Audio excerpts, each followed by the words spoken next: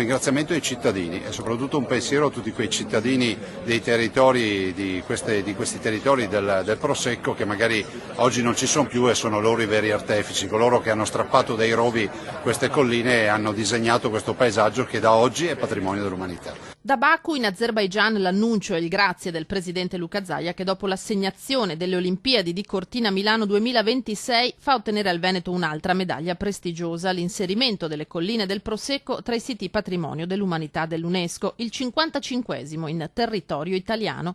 La Commissione ha promosso le colline di casa nostra a pieni voti, unanime il sì dei 21 commissari. Vorrei ricordare che entriamo nel gota dei grandi siti mondiali. Tanto per fare un esempio, siamo assieme alla Grande Muraglia cinese, siamo assieme alle cascate di Iguazú, ovviamente a Babilonia, al Kilimangiaro, insomma a tutti i più grandi elementi ambientali e monumentali del mondo e quindi Prosecco patrimonio dell'umanità. Colline del Conegliano Valdobbiadene, paesaggio agricolo e culturale unico sul quale ora andrà applicata una nuova ampia tutela per far sì che conservino la loro bellezza e possano essere meta di visitatori da tutto il mondo.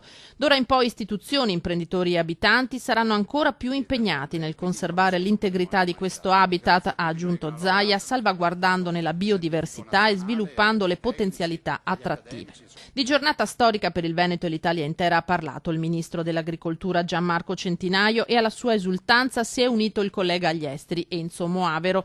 Un percorso avviato dai 15 comuni del comprensorio, dai consorzi e dalla regione fin dal 2008. Un sogno che ha preso via corpo grazie anche al successo mondiale delle bollicine trevigiane, con un export dai numeri impressionanti con incrementi annuali a doppia cifra. Ora per il governatore manca solo un tassello per rendere questo 2019 straordinario. L'ultimo sforzo lo faremo per l'autonomia. L'autonomia chiude il trittico e direi che con quest'anno si potrebbe chiudere alla grande.